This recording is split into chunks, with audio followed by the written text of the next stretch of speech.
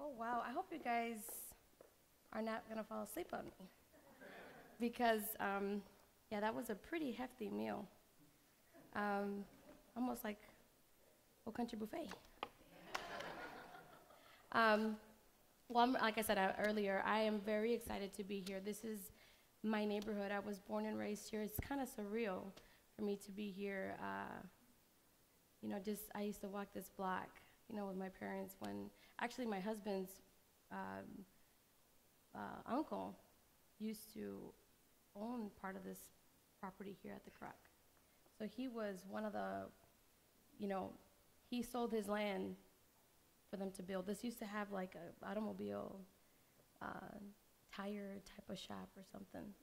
But to be a part of this is great. I mean, now it's a center that was definitely needed here. So I feel very honored to speak with you guys today. Well, entrepreneurship, leadership. The topic of today, earn it to own it.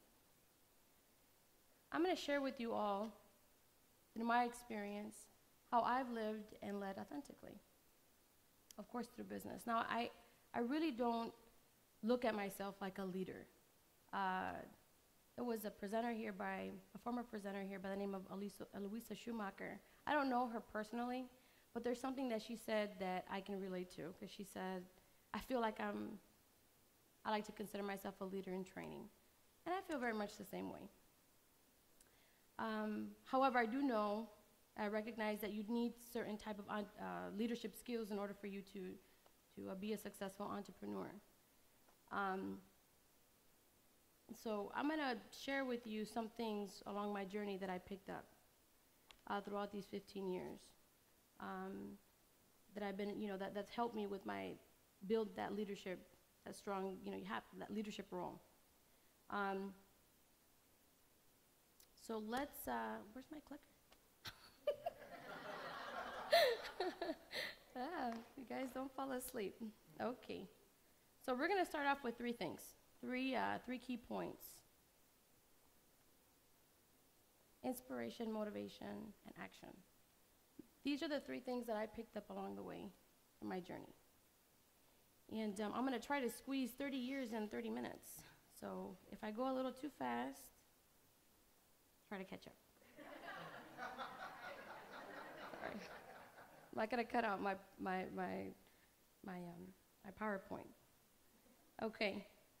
So, but before we delve into these three key points, I think it would help for you guys to get a little bit more insight on my background. So I'm going to take you back. Let's flash back to 1981. That's me. Yeah, the original Gerber baby. So that's me. I was born and raised here in Grand Rapids. I, actually live right up the street. I was born at St. Mary's Hospital. I attended Buchanan Elementary School. And yeah, this was my playground. I had an amazing upbringing. I was raised in a very traditional Mexican family, a household of 8 of us. There was 8, including my parents, 6 brothers and sisters, and a lot of cousins. So the house was always there was always life in the house. You know what I mean? So I had a really good, I have very good memories of my childhood. Here in this area, it was, we always had issues with noise. The crime was it was high, but nothing that you can't go to the convenience store right down the street. You know what I mean? It was the grass was very green, and there was a lot of diversity on my street. So I had a really great, childhood experience here in my neighborhood. My dad used to work at a job called Kelvinator years ago, and he lost his job, and we ended up having to move to Texas. Yeah. You see where that star is? We moved to a little city called Pharr, Texas. Pharr. That's how far we were. It was literally like 15 minutes from the border. And it was the commute there, back and forth from my house to Mexico was like from here to Myers. You know what I mean? So it was a norm for me. You know, it was a norm for me. You know, of course, it was two different cultures, but it was home. You know, I mean, it was two different communities. You can feel it. You know, everything was kind of like in Spanish. When you go to Mexico, you have the, you know, stop, alto. You know what I mean? So I kind of learned how to read Spanish, you know, through those signs and whatnot. But you know, two different communities. It was home to me. You know, I had family, I had doctors, everything over there, so we would travel over there quite a bit. But it was great. It was great. I lived there from the ages maybe of 8 years old to 12. So it was about 4 years that I was over there. And then I had to come back. I had to come back to Grand Rapids. And when I got back here to my neighborhood, you know, it was different. It was very, very different. The crime was higher than what, at that time, I think back in like 94, around there, it was really high. I mean, you had people, you know, groups of gang members, you know, on the corner of each street. And there was a fence around my house. There was prostitutes living on one side, drug dealers living on the other side. So, you know, and yeah, so it was definitely different. But we were here for a while, and then my dad found a job in Coopersville, and we ended up moving to Coopersville. Now, you know, my parents, you know, we didn't grow up in a family that was really, I mean, we didn't have a lot of money, you know, I'm sure we had challenging times, you know, like any family, but us as kids, we didn't feel it. You know, we didn't know about it, because there was always food on the table, clothes on our back, and a roof over our head. You know, and so, but this time around in Coopersville, when I moved down over there, I mean, like I felt like a fish out of water, because we lived in a tiny apartment, and I mean, we were literally on top of each other. And by this time, you know, I had my little sister that I took care of, because my mom wasn't, you know, she wasn't at home with us like the way she used to be. You know, cooking tortillas and everything. She didn't, you know, there was no time for that. You know, both of my parents, they worked. The parents were a little older, so my dad had health problems, and he wasn't getting the appropriate treatment for, you know, his medical conditions. By this time, he had 2 heart attacks already. He was diabetic, and my mom, you know, she, you know, was struggling with some health issues on her end as well. But, you know, we made it work, and we were happy. You know, we were together, and that's what was important. But, you know, I had some cousins that live in the same apartment complex as I lived in. And one time I overheard them, and they were like talking about how at that farm that they worked, they were hiring. And I'm like, again, I'm about 15 years old, so I'm listening to them, and they say, oh yeah, you know, the boss, you know, he's looking for some people, you know, and, you know, amongst themselves, you know, the guys, they're talking. And here I come, like, oh, they're hiring? And they're like, yeah, they're hiring. And I'm like, well, where do I apply? And, you know, I mean, I'm a kid. And they're like, oh, get out of here, you know, you can't even go apply at this job. And I said, well, I can work, you know. And they're like, yeah, but, you know, no. You know, I mean, I was 15, I was a kid at the time. So I was like, oh, you know, I'm going to go apply at that job. So I did. I applied. I don't even think that the owner of the farm knew. He had never even seen me or anything. All I know is that the messenger came and said, oh, yeah, you can start working. Here's your station. So I was like, okay, so, I mean, I was really excited, so I went inside, you know, to my little area, and I was by myself. It was a room, I was by myself.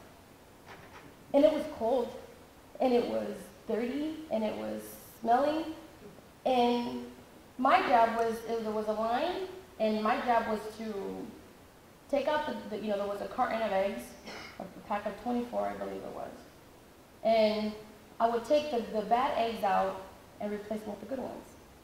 But this line was it was a conveyor belt. So I take them out, and then I stack them up to the rack, and then from there I put them in a freezer, and then, or, you know, yeah, it was kind of like a refrigerator. And then from there they would ship them out to the stores. So I'm like, okay, I can do this.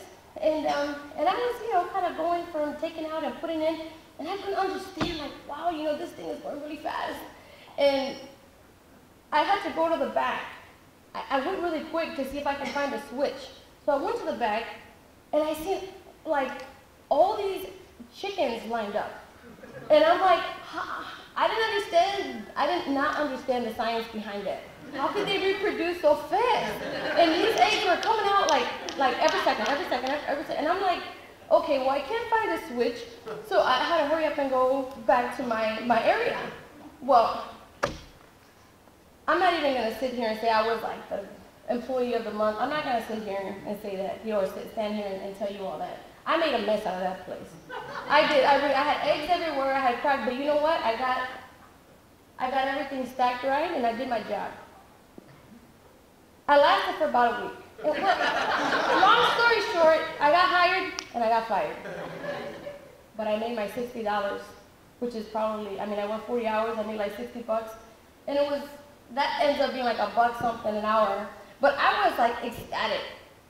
When I got my pay, I said, I can buy some Reeboks like now. I can do this. I can do this. I said to myself, it was the first taste of hard-earned cash, or hard-earned money that I had earned by myself. So I said, you know what? I have 2 working arms. I have 2 eyes. I can see. I can walk. I can work. So I went home, and I told my parents that I wanted to move back to the city.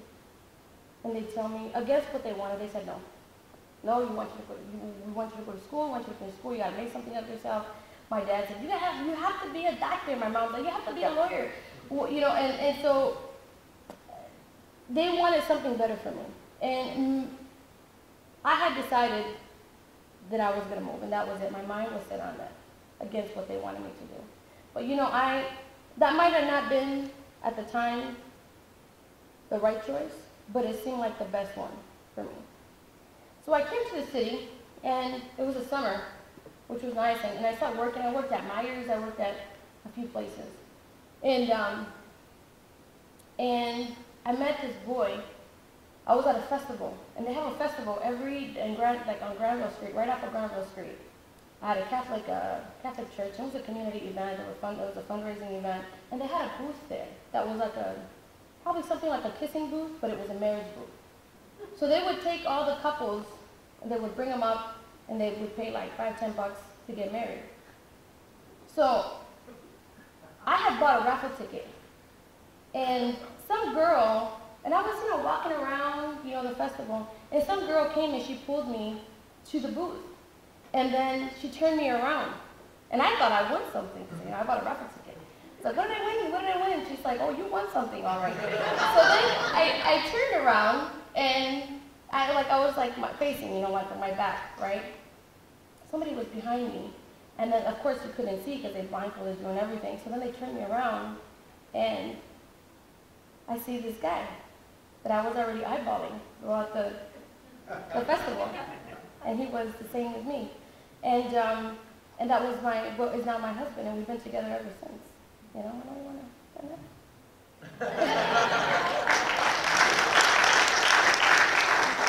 And really, that really marked another chapter in my life, because that's kind of when that chapter began. And we decided at a very young age to build a life together. And so here I entered the Martinez family. And yes, they don't sleep. It was a whole different type of mentality when it came down to work and family and everything. Because I said to this day, I'm like, oh man, I think back, it brings me flashbacks. Because I remember that, I was like, wow, you guys, my husband has been working since the age of 5. He came as a migrant, just like my family. At the age of 5 years old, they would put him behind a camper, open the camper up, because there was no daycare, no babysitters or anything. They put him in the back of the camper, and he started selling Cokes, for 25 cents. So he was there at the age of 5. He was already working, so he was used to this schedule. See, and at the age of 16 years old, 17, this guy was going to school. He held down a job. He'd go to school, and then after work, he held down a job, second shift. So he was like 24/7. He was doing something. And then on the weekends, he'd attend to the home-based business that they had, which was a music business. And back then, my in-laws, they had a music business that they started from scratch. I was at the flea market right behind Studio 28. So they would sell music to the Hispanic community. And I said, wow, these people, they wake up, they go to work, and they, on the weekends, they're at the flea market, and it's just like they're selling all these, this music. At the time, Myers, Walmart wasn't here. They didn't have a variety of ethnic music here, of Mexican music and Hispanic music. So, they would order CDs, and legitimate CDs from California, from Chicago, from Texas. And so that's what they would do when they were at home. And then they would sell it on the weekends. And then they'd go to work, the following day, working 40, 60 hours. I'm like, wow, I mean, this is insane. And, but I got used to it. And I embraced it. I said, okay, well, this is what he likes doing, and this is how they live, and, I want to be part of it, and, but, I've seen something really interesting, because people say, oh, they work a lot. Well, that they enjoyed what they did. They liked it. That they liked being together as a family, and setting up waking up all together, eating all together, going and setting up, and attending to the business together. So it was great, you know what I mean? Because I understood once I got my feet in it and got my feet wet, like, okay, I understand now. It grows on you. So years passed, and they opened up a Plaza International here. First indoor flea market that I know of in Wyoming. And they were here, I don't know, I think we're still there to this day. But they were there for, I don't know, maybe a month or so, they had opened up, and we decided, well, let's give it a try. So we were one of the first vendors there. And then there was a little booth. After about a year or so, there was a booth that opened up, and my mother-in-law, now, she decided, she was like, I think, let's start selling tacos. And we're like, yeah, go ahead, start selling them, everybody likes tacos. Now, my mother-in-law is a person that she is the heart of the family. She's the only girl and 9 brothers. And she cooked for all of them. But she brings the family together when she makes these great foods, you know what I mean? And we're like, yeah, so she just, she started with 4 items on her menu: tacos, menudo, pozole, which are 2 Mexican stews, and sandwiches, Mexican sandwiches. So, a year later, we were selling tacos out of that place like there was no tomorrow. I mean, people were literally standing up and eating like with their bowls. I mean, it would get packed. That was the birth of Garibaldi. So this is our taco stand from the Plaza International. Now, for you all that were in the luncheon, I described something called the taqueria. And this is kind of our motto. It's a very, like an express type of thing, type of eatery, very informal. It's a place where people get together, just hang out, they talk. I guess you can say many people might call something like this a hole-in-the-wall type of business, type of restaurant. But this is really, to this day, that's our #1 spot. People, they're just used to it. We've been there for so long. So that's the birth of Garibaldi. That's where we started. And this is where we're at now. This is our latest grand opening that we had, which is, again, it's a model like a taqueria. We just took it up a notch. You know what I mean? Actually, we took it up a couple notches. That's a big sign. and so, but we didn't advertise this a lot. It was a grand opening that we had, and it was kind of like one of those things, if you build it, they will come.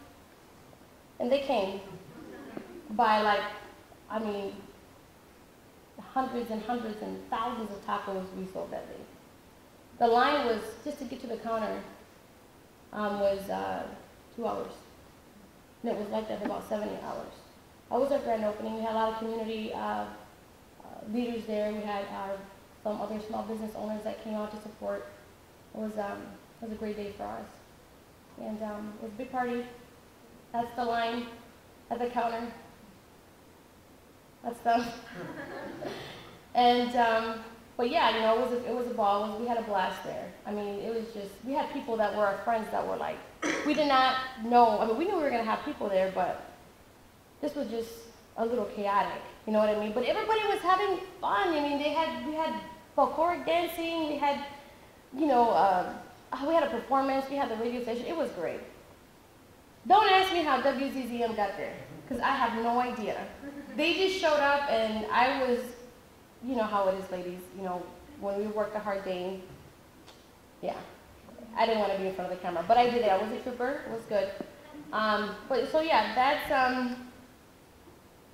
you know, that's kind of what we where we're at, kind of with Garibaldi, and from there we branched out into a catering, a full-blown catering service. That's us at Celebration Cinema, and we've done very well. That's a whole other industry. I mean, anybody that knows that's in the catering or knows somebody that's in the catering business, it's a whole other monster. It's a full service and it's just another business. But to have a restaurant and a catering is something that it's challenging, but we're there, and we're doing great. We've ventured into some other businesses. We have Amigos Tree Service. That's a tree service. I go from tacos to trees, and I love it. And we ventured into real estate as well. We've done real estate for about 15 years, just as long as we've been doing the restaurant, the food servicing. We've been in the business for quite some time. But yeah, throughout this journey that I had, with my background and whatnot, like I said, there's a few things that I picked up along the way. And inspiration was one of them. Now, I got inspired because of that, but through hard work, through that check that I had. What is inspiration? It infuses life, energy, and passion. I found my passion through business. But I got inspired through hard work. I like to call it the spark. That's kind of where it began for me. And once I got the spark, I got motivated. What's motivation? It's a desire to do something. So when I got, like I call it the fuel, I tell my family, it's the fuel. You guys need fuel. You need more tacos, you need fuel. But yeah, it's a desire to do something. Once I found my passion, once I got inspired, I found my passion, I got motivated to saturate myself in business. What are the fundamentals of this business? Because or any business, is it the same? Is it different? How do I do this? Because at the time there wasn't a lot of resources for us as a Hispanic family. So I really had to educate myself and understand this like the back of my hand. And I did. Now what did I do with that? I took action. Now there's a lot of things that come under action. Action for what? How? What? I keep it simple. It's like one of my mentors says, just do it. Just do it. But if you still don't understand what to do, you don't understand what it means. What does it mean? It can mean something different for all of us in this room. No matter what your age is, no matter where you are in your life, you guys are here for a reason, because you're looking for that leadership, that direction. For me, it meant community involvement. I got involved with my community. When I went through all those, that experience of opening up a business, we faced so many challenges because there wasn't, I'm sure there was resource centers out there, but not enough, not any that could accommodate to my family and to us as a family unit. It's not just my business. I had my husband, I had my mother-in-law, my father-in-law that faced their challenges with the language barrier, with the culture. There was no place to give us direction, on where to go or how to start. Again, we didn't even know what we were doing. We had no clue. We had to learn as we went along. So for me, educating myself and understanding this world, this business world, the small business community, was something that, I held very close to me, because I didn't want anybody else that I knew to go through what I went through. Because I was inexperienced, I didn't know what I was doing, and we got taken advantage of. Because we didn't know about contracts, we didn't know about, the financial piece on the business. We didn't understand how to structure it. So we faced a lot of challenges, and I said, you know what? I don't want nobody else to go through what I went through. So I got involved in my community. I volunteered. I understood not just in my industry and other industries, and in my business community here up and down Granville and Division, amongst family, I started understanding what the need was. And from there, I said, you know what, I'm going to take this knowledge and I'm going to form an organization, a support group, a group that can provide access to those resources that I didn't have. That's the birth of New Raza. Already to now, we've partnered with other organizations or through other organizations. We've provided classes for financial literacy, for computer literacy, business classes for business plans. So yeah, you know, we have about over 60 members right now. Now this organization was formed with support of community leaders throughout West Michigan and business owners. And we've been doing pretty well. It's been almost 2 years, and we're doing well. I'm very proud of us. The Committee to Honor Cesar D. Chavez is another organization that I'm extremely, extremely proud of. And this isn't even a committee anymore. This is already, it's outgrown the committee title. But it's a great group. They provide scholarships to Latino students. So yeah, it's a great group. I'm very proud to be a part of that. We have another one. Up there's the Committee to Honor Cesar D. Chavez. They have events that support Latino students. We have San Juan Diego Academy. I serve on the board there. It's a great private school. We have La UP, Latin Americans United for Progress. I always say we need to have a La UP here in Grand Rapids because they're based out of Holland, but you know they're great leaders there that work with all of these organizations. They work with these students. They're our future, you know what I mean? They're our future leaders. But they work and they all within preserving, you know what I mean, the culture. You know what I mean? So I'm really proud of them. So yeah, this is the way I took action. This is how I got involved. I get involved with my community. You know what I mean? I gave back to my community. You know what I mean in that way. Another thing that I think is extremely essential, and I think everybody should have, are mentors. You need a mentor. I personally collect them. I really do. I have mentors, but there's 3 key people that I hold very close to me that are leaders, no doubt leaders. I mean, you can't just get any mentor, and you can't just be amongst your group either, friends. You know what I mean? Or else it's like the blind leading the blind.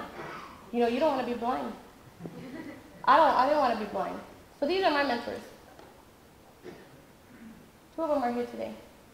These people, I look up to them so much. I mean, these people, they took me under their wing. They provide support. Their experience. They know the history here at Grand Rapids. And these people have created something from nothing. And they know the community like the back of their hand, the Hispanic community. These are true leaders for me because I can relate to that. I know what it is to create organizations from nothing, and that's what they did. You know, they founded the Cesar D. Chavez Committee. They're co-founders of the West Michigan Hispanic Chamber. Armando Hernandez and Frank Coronado. They worked extensively in the business community. And Luca Ramos Montanilla is the queen bee. I like to consider her or think of her like the queen bee of the Latino community. She is a force to be reckoned with. So I keep them very close to me. But that is it. Unleash the leader within yourself. You know what to do. You know, if my story inspired you in any way, I hope that helps. But for those of you that still have a doubt on how to do it, find your passion. I found mine through business. I got inspired. You find yours. How? Recognize it. Explore it. Find it. Nurture it. When you've done all of that, you can say you own it. You earned it. You own it. If I can do it, and I had a lot of strikes against me as a kid. I'm a product of my community. You know, anybody can do it. You have to unleash your potential. Challenge your limiting beliefs. Get out of your comfort zone. Get out of there. You know, people like to stay there. Get out. You need to. You need to get experience. You need to have it. You're never going to be able to open it and broaden up your mind. Change your emotional state. Make a decision now and take massive action. That can mean something different from anybody. I'm not saying for you to go and get involved in your community. You don't have to do that. You should, but you don't have to. It might mean for you, you want to be a doctor. Get into the medical field a little bit more. You know, go out there, get involved a bit. It might mean something different for you. You might want to open up a business. It might mean something different for you. You want to maybe explore the social, service sector. It's something different for all of us. But you came here for a reason because you wanted to come here. You want to get inspired, motivated. So it's your turn to take action. One last thing before we conclude. I'm going to give you guys the opportunity to do that today. Whether it be with these organizations, you have mentors right here. I have my mentors. If you want to get involved with any of the organizations that I'm involved with, I'm here today. Explore that. The Hauenstein Center is putting everything on a plate for you. They have mentors here. They have, they offer direction, guidance, everything. They even fed you guys. Okay? They're offering everything on a plate. Take it. What do you have to lose? You don't have anything to lose. You have everything to gain, nothing to lose. I didn't have that opportunity, but you guys have it. So close the doors. I'm not going to let anybody go out today without taking some type of action, whether it be mentally or physically, signing up, taking action now to be a volunteer or whatnot. So good luck on your journey.